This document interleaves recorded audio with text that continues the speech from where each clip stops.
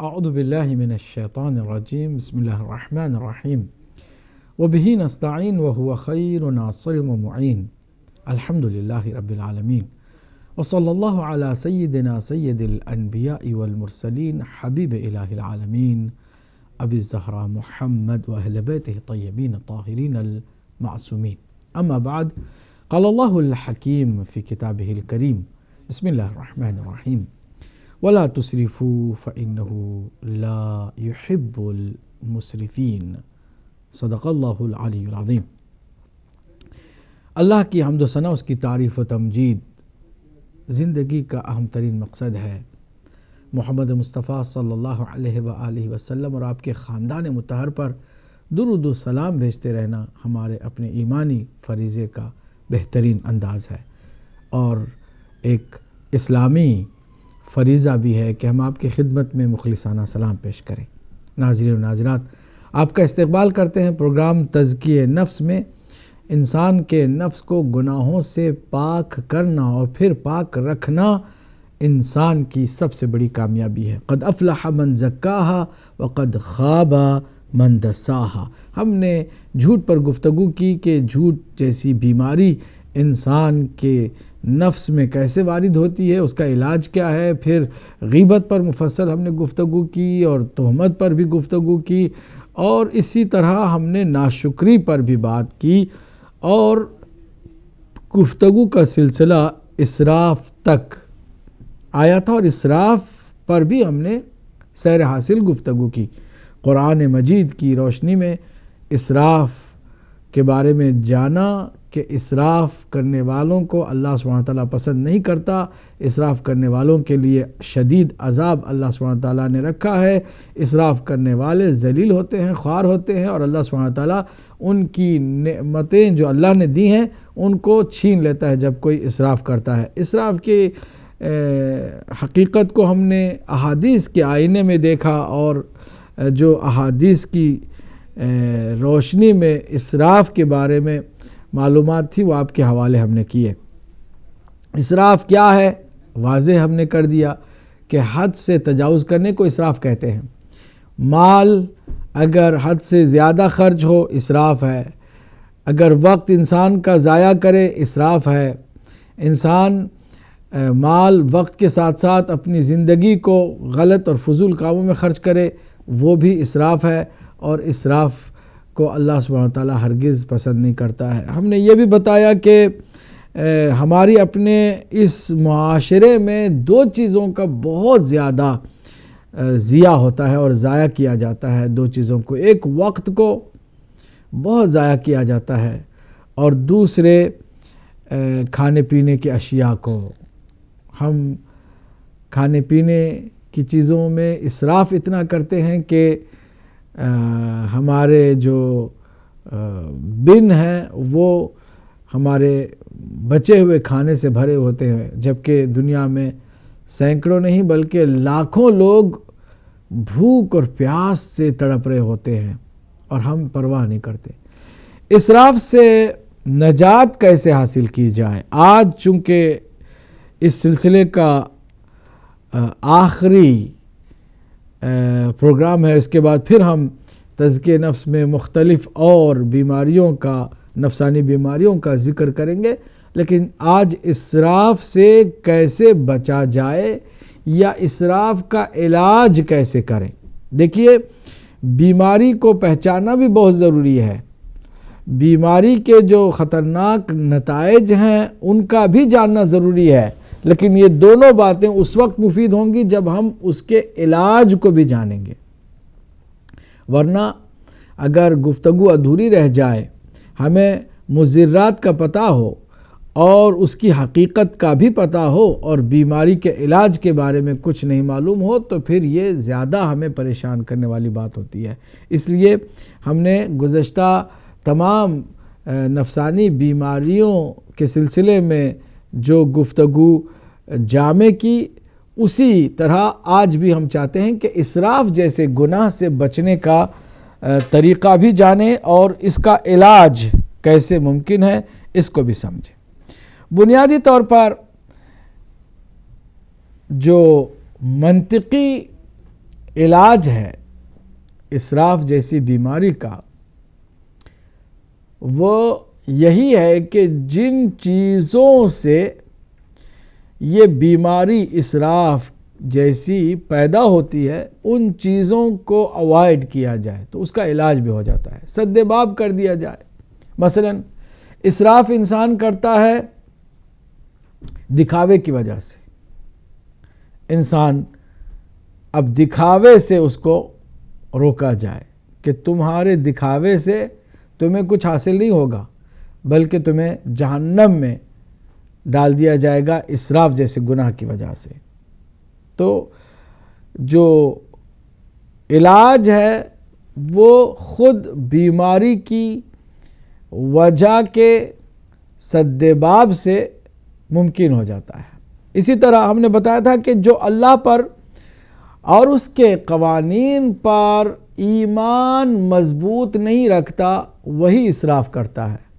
اس کا علاج کیا ہے کہ اب اللہ سبحانہ وتعالی پر اس کے ایمان کو مضبوط کیا جائے اور اسے یہ بات سمجھا دی جائے کہ اگر اللہ کے حکم کے خلاف جاؤ گے تو تمہیں کڑی سے کڑی سزا ملے گی، اور اسراف اللہ کے حکم کے مطابق نہیں بلکہ اس کے مخالف ہے۔ اللہ نے فرمایا واضح طور پر لا تسرفو، اسراف نہ کرو، کھاؤ پیو، کھانے پینے میں تمہیں کسی طرح کی کوئی پابندی نہیں ہے، لیکن کھانے پینے میں اسراف نہیں ہونے چاہیے۔ نہ اپنے اوپر اسراف کرو زیادہ کھا کے، نہ جو رہ گیا ہے اس کو ضائع کرو، بلکہ اس کا صحیح استعمال کرو۔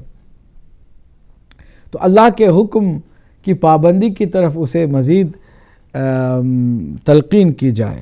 تو بنیادی طور پر اگر مذہبی اور دینی جذبے کے اندر پختگی پیدا کر دی جائے، ایمان اس کا پختہ ہو جائے اور یقین اس بات پر ہو جائے کہ اگر وہ اسراف کرتا ہے تو دنیا میں اسے کچھ نہیں ملنے والا لیکن آخرت میں کڑی سے کڑی اسے سزا بھی ملے گی۔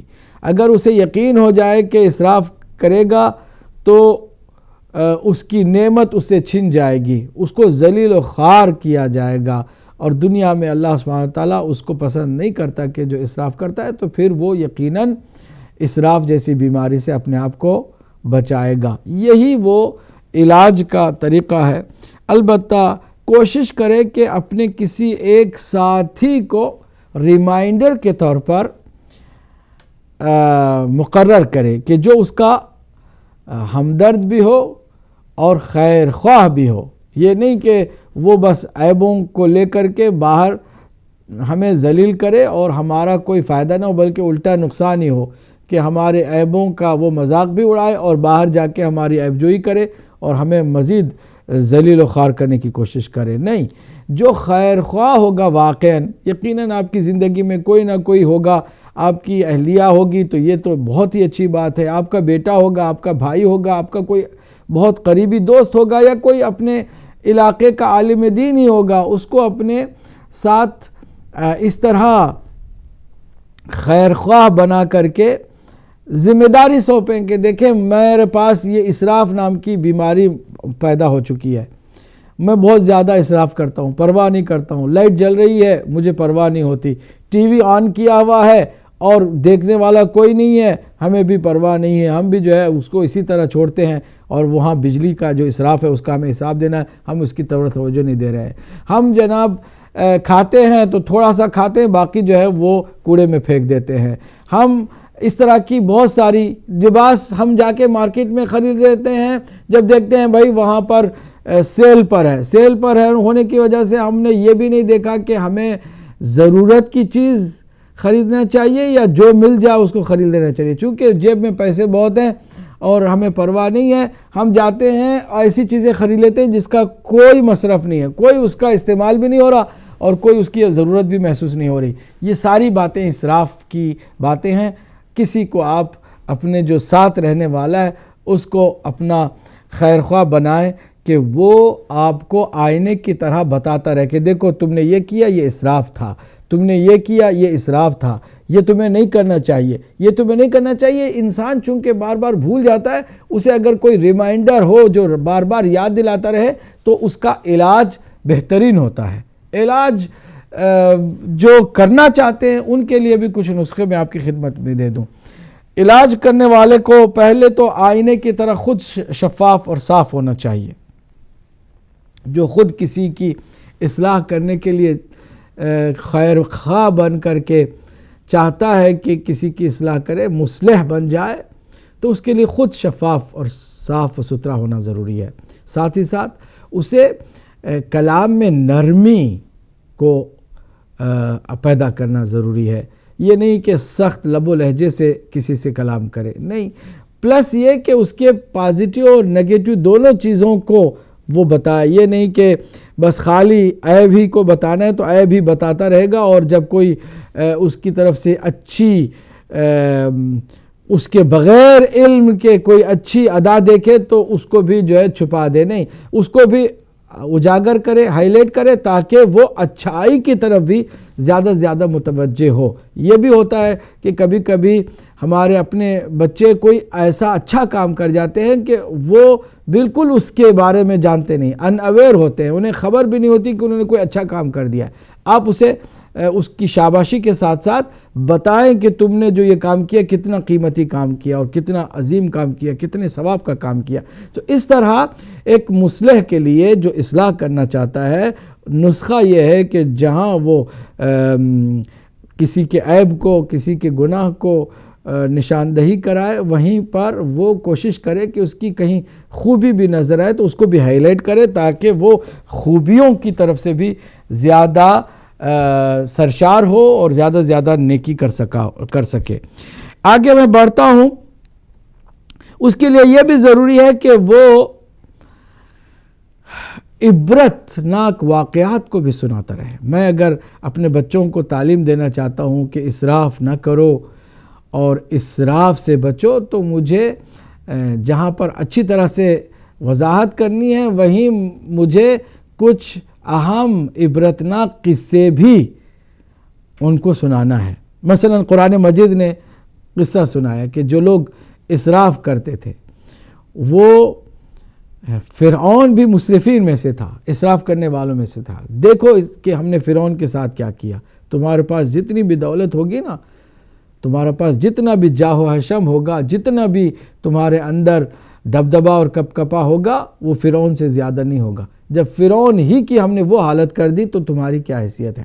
اس طرح اگر ہم عبرتناک قصوں سے آگاہ خود ہوں اور دوسروں کو کریں تو اس سے بھی اسراف جیسی بیماری کا علاج ممکن ہے۔ ناظرین، میں یہاں پر امام جعفر صادق علیہ السلام کی جانب سے جو ایک عبرتناک قصہ احادیث کی کتب میں موجود ہے آپ کے ساتھ شیئر کرنا چاہتا ہوں کہ علامہ مجلسی نے لکھا ہے بحار الانوار میں کہ امام جعفر صادق علیہ السلام سے کسی نے پوچھا کہ اسراف سے بچنے کے لیے کوئی قصہ ہمیں بتائیں۔ فرمایا کہ حضور پاک سے پہلے بہت ساری امتیں گزری ہیں، تو ان میں سے ایک امت ایسی تھی کہ جن کو اللہ نے بہت نوازا تھا، بہت زیادہ رزق اور روزی اللہ سبحانہ وتعالیٰ نے اس امت کو دی تھی، لیکن امت نے آہستہ آہستہ ان اللہ کی جانب سے ملی ہوئی نعمتوں کا ضائع کرنا شروع کر دیا، اسراف کرنا شروع کر دیا، یہاں تک کہ اس وقت اس زمانے میں طہارت کے لیے یا تو پتے استعمال ہوتے تھے یا پتھر استعمال ہوتے تھے۔ اس زمانے کی بات کروں جس زمانے میں ٹیشوز نام کی کوئی چیز خیال و خواب میں بھی نظر نہیں آتی تھی، تو انہوں نے کہا کہ پتھر تو بہت زیادہ جو ہے سخت ہوتا ہے، اذیت اس سے ہوتی ہے، اور پتوں کو کہاں سے جائیں، کون جائے، کاہلی ہے کہ پتے جمع کرے اور اس طرح کرے۔ ایسا ہے کہ اتنی ساری اللہ کی طرف سے ہمیں یہ نعمت جو ملی ہے، گیہوں اور گیہوں سے روٹیاں جو پکتی ہیں، تو ہم روٹیوں کو ہی نعوذ باللہ من ذالک اپنی طہارت کے لیے استعمال کریں پتوں کی جگہ پر یا پتھروں کی جگہ پر۔ پھر کیا ہوا کہ وہ روٹیاں جو اللہ سبحانہ تعالیٰ کی جانب سے ان کے لیے نعمت کے طور پر، رزق حلال کے طور پر میسر تھیں، انہوں نے اپنی طہارت کے لیے اسے استعمال کرنا شروع کیا اور طہارت کے لیے استعمال کر کے اس کو پھینکنا شروع کیا۔ روٹیوں کو انہوں نے پتھر اور پتے کی جگہ پر اتنا استعمال کیا کہ اس پورے علاقے میں، اس پورے گاؤں میں، قریے میں روٹیوں کی ڈھیر لگ گئی۔ اللہ سبحانہ و تعالیٰ کو اسراف کرنے والے کی ادا پسند نہیں آتی ہے۔ جب دیکھا کہ اللہ کی نعمتوں کا اس طرح غلط استعمال کیا جا رہا ہے تو اللہ سبحانہ و تعالیٰ نے آہستہ آہستہ انہیں رزق و روزی کے معاملے میں تنگ دست کر دیا، فقیر مسکین ہونے لگ گئے۔ غربت کا یہ عالم ہوا کہ جتنے ان کے پاس ذخیرے تھے اناج کے وہ سارے انہوں نے استعمال کر دیے۔ اب حالت یہ ہے کہ بھوک نے انہیں گھیر لیا ہے۔ بھوک کی شدت اس پورے گاؤں کو یا شہر کو یا قریے کو اس قدر بھوک کی شدت نے اپنی لپیٹ میں لے لیا ہے کہ اب کوئی چارہ نہیں ہے سوائے اس کے کہ وہی روٹیاں کہ جن روٹیوں کو انہوں نے طہارت کے لیے استعمال کر کے پھینکا تھا اپنے کھانے کے لیے استعمال کریں، اور ان روٹیوں کو اللہ سبحانہ وتعالیٰ نے انہیں مجبور کیا کہ وہ کھائیں، مجبور ہو گئے انہی روٹیوں کو کھانے پر۔ اس واقعے سے صاف صاف پتہ چلتا ہے کہ اللہ سبحانہ وتعالیٰ ہرگز اسراف کرنے والے کو پسند نہیں کرتا ہے، اور اسی دنیا میں اسے ذلیل و خوار اور رسوا کرتا ہے اور نعمتیں اسے چھین لیتا ہے۔ اس واقعے سے بھی ہمیں چوکنا ہو جانا چاہیے، اسراف نہیں کرنا چاہیے۔ پانی ہے تو بہتا جا رہا ہے، ہمیں پرواہ نہیں ہے۔ وضو کا نام ہم نے لیا ہے، کھول دیا ہے ٹیپ کو، پانی بہہ رہا ہے، بھئی ہم تو وہ واٹر بل تو دیتے ہیں نا، تو دیتے ہیں کوئی بات نہیں، پانی جائے کوئی حرج نہیں ہے، ہمارے پاس پیسوں کی بھی کمی نہیں ہے، اور ویسے بھی جو ہے پانی تو کیا ہے تو آتا جا رہا ہے تو کوئی مسئلہ نہیں ہے۔ ہم نے اسراف کیا ہے، اس کا ہمیں جواب دینا ہوگا۔ یا پھر ہم نے کھایا نہ کھایا، تھوڑا سا کھایا پھینک دیا ہے، باقی تو کہا کہ نہیں ابھی مجھے نہیں چاہیے۔ لوگ جو ہے نا چائے پورے ایک بڑے جو ہے نا کپ میں بھر کے رکھتے ہیں، دو چار چسکیاں لیتے ہیں، دو چار گھونٹ اس کے پی کر کے اس کو پھر پھینک دیتے ہیں، کہتے ہیں نہیں کوئی بات نہیں ہمارے پاس بہت ہے۔ یعنی اس حد تک اب کسی کے پاس لباس ہے لیکن اسے شوق ہے کہ بس لباس ہی لباس، خاص کر خواتین میں کبھی کبھی یہ جو دیکھا دیکھی والی بیماری ہے اس کی وجہ سے اسراف بہت زیادہ وہ کرتی ہیں، بہت زیادہ لباس لے لیے استعمال ہی نہیں کر رہی ہیں، کبھی پہن لیا سال میں ایک دفعہ ایک ڈریس کو پہنا پھر پہنا ہی نہیں، اس کو ایسے ہی چھوڑ دیا، پھر کہا کہ بھئی ہمارے پاس اتنا ہے اس کو لے جاؤ۔ یہ اسراف ہے۔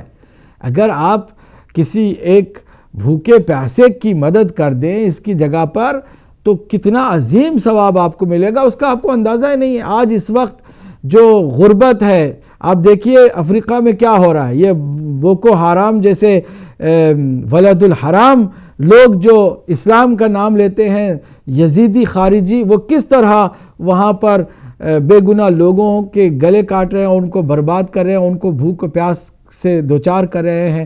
یا پھر آپ دیکھیں شام اور عراق میں اس وقت کیا ہو رہا ہے، اسی طرح آپ یمن بحرین میں دیکھیں اور بہت سارے علاقوں میں دیکھیں، اور فلسطین پہ تو جو ظلم کا سلسلہ ہے وہ مزید بڑھ گیا ہے کیونکہ مسلمان آپس میں ہی الجھے ہوئے ہیں، کوئی اسے پوچھنے والا نہیں۔ ابھی تو فلسطین پر جو ستم ہو رہا ہے اس کی خبر بھی کوئی مسلمان نہیں لیتا ہے کیونکہ آپس میں ہی حالات اتنے خراب ہو گئے ہیں کہ اب وہاں تک بات جو ہے وہ جاتی نہیں ہے، دماغ بھی اس طرف جاتا ہی نہیں ہے۔ تو خلاصہ یہ ہے کہ ان تمام غربتوں اور فقر و فاقے کے ہوتے ہوئے اگر میں زیادہ سے زیادہ لباس خرید لوں ہوس میں اور شوق میں اور اس کا استعمال ہی نہ کروں تو مجھے کیا خدا کو جواب نہیں دینا ہے؟ اس اسراف سے بچنے کا کیا طریقہ؟ یہی ہے کہ ہم ان واقعات کو دیکھیں، توجہ کریں، عبرت لیں اور عبرت کے ساتھ ہم اپنے آپ کو سنبھالیں کیونکہ یہ آخری زمانہ ہے۔ یہاں پر رک کر کے میں ایک بات عرض کرنا چاہوں گا کہ ہمارے کچھ نوجوان جو نئی نسل کے نوجوان ہیں ان کے ذہنوں میں یہ بات آتی ہے کبھی کبھی جب آپ ان کو پیار سے کہتے ہیں کہ بیٹا یہ نہ کرو کیونکہ یہ اسراف ہے، تو کہتے ہیں آپ بہت کنجوس ہیں۔ سمجھتے ہیں کہ اسراف سے بچنا جو ہے وہ کنجوسی ہے۔ جو دل والے ہوتے ہیں وہ لٹاتے ہیں، بھیجا لٹانے کو بھی کہتے ہیں کہ وہ دل والوں کا کام ہوتا ہے، اور اگر کوئی بیجا خرچ نہیں کرتا ہے تو اسے کہتے ہیں کنجوس ہے۔ ان کو معلوم ہونا چاہیے کنجوسی الگ شے ہے، جو اللہ کے نزدیک سب سے زیادہ مذموم عمل ہے وہ یہی کنجوسی ہے۔ البخیل، میرے مولا علی علیہ السلام نے فرمایا البخیل ذلیل ابدا، بخیل جو بخل کرتا ہے، جو مائزر ہے، وہ ہمیشہ ذلیل ہوتا ہے۔ اس کی کوئی، انشاءاللہ بعد میں ہم خود بخل پر گفتگو کریں گے اور سیر حاصل گفتگو کریں گے، لیکن یہاں پر جو فرق ہے اسراف میں اور دل والا ہونے اور سخی ہونے میں، اور پھر قناعت میں، کفایت شعاری میں اور کنجوسی میں جو فرق ہے وہ میں واضح کرنا چاہتا ہوں، کیونکہ اکثر لوگوں کے ذہنوں میں جب ہم بھی دیکھتے ہیں کہ جب کسی چیز سے ہم روکتے ہیں تو وہ سمجھتے ہیں کہ کنجوسی ہے، یہ کنجوس ہیں، کیوں کنجوسی کر رہے ہیں بھائی، خرچ کرنے دو، ایسے فضول بھائی بلا وجہ تم پیٹرول جلا رہے ہو، آپ نے کار سٹارٹ کیا، اس کو آپ بند ہی نہیں کرتے ہیں، کوئی کام بھی نہیں ہے، کار رکی ہوئی ہے، ٹھہری ہوئی ہے، اور آپ جو ہے اس کا انجن بند نہیں کرتے ہیں، کہتے ہیں ہمارے پاس پیسے بہت ہیں، ارے کچھ ایسے پیٹرول ضائع ہو تو ہونے دو، کوئی مسئلہ نہیں ہے، ہم غریب تھوڑی ہیں یا پھر ہم کنجوس تھوڑے ہیں۔ اچھا، اگر کوئی کہہ دے کہ بھائی جب استعمال نہیں کرے تو پھر تم انجن آف کرو، یا پھر بلا وجہ جو ہے ضائع نہ کرو، اگر تمہیں نہیں چاہیے، زیادہ نہیں کھا سکتے ہو تو کم لو، پہننے کی چیزوں میں بھی تم، اگر تمہارے پاس بقدر کافی لباس ہے تو زیادہ خرید کے ضائع نہ کرو۔ یہ سب باتیں جو اسراف سے بچانے کی باتیں ہیں اس کو کنجوسی سمجھتے ہیں۔ یاد رکھیے، کنجوسی جہاں ضرورت ہے خرچ کرنے کی وہاں انسان نہ کرے تو یہ کنجوسی ہے، اور یہ کنجوس انسان ہے کہ جہاں ضرورت ہے وہاں خرچ نہیں کرتا ہے۔ بہت واضح، میں آسان لفظوں میں یہ بات سمجھا رہا ہوں۔ اگر کہیں بھی کسی بھی چیز کی ضرورت پڑے اور آپ اس ضرورت کی چیز کو نہ خریدیں نہ اسے حاصل کریں تو یہ کنجوسی ہے، اور کنجوسی سے اللہ سبحانہ وتعالی ہرگز راضی نہیں ہوتا، بلکہ ذلیل کرتا ہے اس کو کہ جو ضرورت کی چیزوں کے بارے میں کنجوسی کرتا ہے۔ لیکن قناعت جو ہمیں اسراف سے بچاتی ہے وہ کیا ہے؟ جو کفایت شعاری ہے، جتنی ضرورت ہے اتنا ہی ہم مال دنیا سے یا اپنے کسی بھی اللہ کی جانب سے ملی ہوئی نعمت سے استفادہ کریں، اور ضرورت بھر کا استعمال کریں۔ یہ کفایت شعاری ہے، اور یہیں سے اللہ سبحانہ وتعالیٰ کی رضا ہمیں ملتی ہے، یہ کنجوسی نہیں ہے۔ جتنی ضرورت ہے ہم نے خرچ کیا، جہاں ضرورت نہیں ہے ضائع ہو رہا ہے ہم نے روکا، تو ہم نے کفایت شعاری سے کام لیا، قناعت سے کام لیا، اور ہم نے اسراف سے اپنے آپ کو بچایا۔ اس کے مقابل میں اگر ہم نے لٹایا ہے فضول بلا وجہ، کچھ لوگ ہیں جو قیمتی جو ہے وہ خریدتے ہیں دستمال اور ایسے پوچھے بھی بغیر ایسے نکال کے پھینک دیتے ہیں، کوئی پرواہ نہیں ہے، ان کو کوئی پرواہ نہیں ہے، ان کے پاس کمی نہیں ہے۔ یہاں بات یہ نہیں ہے کہ آپ کے پاس کمی ہے کہ نہیں ہے، آپ اسراف کر رہے ہیں یا نہیں کر رہے ہیں۔ اسراف کر رہے ہیں گنہگار ہیں، بلا وجہ جو ضائع کر رہے ہیں۔ تو یاد رکھیے کہ ضرورت سے زیادہ فضول کسی بھی چیز کو بیکار کرنا، ضائع کرنا اسراف ہے، اور کنجوسی ضرورت کی چیزوں کو بھی انسان اگر استعمال میں نہ لائے تو وہ کنجوسی ہے۔ اگر کوئی کہے کہ میں قرآن جو ہے نا وہ اندھیرے ہی میں پڑھ لوں گا، مجھے روشنی نہیں چاہیے کیونکہ روشنی سے جو ہے وہ بجلی کا بل زیادہ آتا ہے، یہ کنجوسی ہے۔ آپ کو پڑھنے کے لیے لائٹ چاہیے، لائٹ جلائیے، لیکن اگر کہیں آپ کسی کمرے میں ہیں ہی نہیں، وہاں کوئی اور بھی رہتا نہیں ہے، پھر بھی لائٹ جلائے رکھنا، یہ کوئی فراخ دلی یا دریا دلی یا سخاوت اور دل والا ہونا نہیں ہے، یہ اسراف ہے، اور اس سے ہمیں بچنا چاہیے۔ میں آج اسی پر اکتفا کرتا ہوں۔ اگر ہمارے پاس کالر ہوں تو ہم ان کو بھی شامل کرتے ہیں. آج میں نے جو بات کی ہے علاج کے سلسلے میں، ان باتوں پر بھی آپ توجہ کریں. مزید آپ کے پاس کوئی سوال ہو تو یقیناً آپ ہمارے ساتھ شامل ہو سکتے ہیں. اگر کوئی کالر ہوں تو ہم شامل کرتے ہیں. اچھا چلیے، ابھی چونکہ تھوڑی دیر ہی میں ہم ایک وقفے کی طرف جانے والے ہیں، اس لیے انشاءاللہ وقفے کے بعد انشاءاللہ ہم ضرور کالز آپ کی لیں گے. چلے کال آ گئی ہے تو اس کو بھی لے لیتے ہیں. جی السلام علیکم ورحمۃ اللہ. کال لگتا ہے کہ ڈراپ ہو گئی ہے. چلیے آپ کوشش کیجئے گا، اگر آ جاتے ہیں تو ٹھیک ہے، کیونکہ ابھی تھوڑی ہی دیر میں ہمیں بریک پہ جانا ہے. میں چاہوں گا کہ ایک اور اہم بات کی طرف بھی اشارہ کر دوں. دیکھیے بیلنس لائف جو ہے وہ کامیاب لائف ہے، جس میں نہ افراط ہو نہ تفریط ہو، نہ کنجوسی ہو نہ اسراف ہو. اسراف اور کنجوسی کے بیچ میں قناعت ہے، وہی راستہ صحیح راستہ ہے. بیلنسڈ لائف ہے. کسی چیز کو آپ ضرورت کی ہے تو ضرور لیں، کنجوسی نہ کریں، لیکن جب ضرورت کی نہیں ہے تو بلا وجہ ضائع نہ کریں اور اسراف نہ کریں. اگلے کال کو شامل کریں. السلام علیکم رحمۃ اللہ.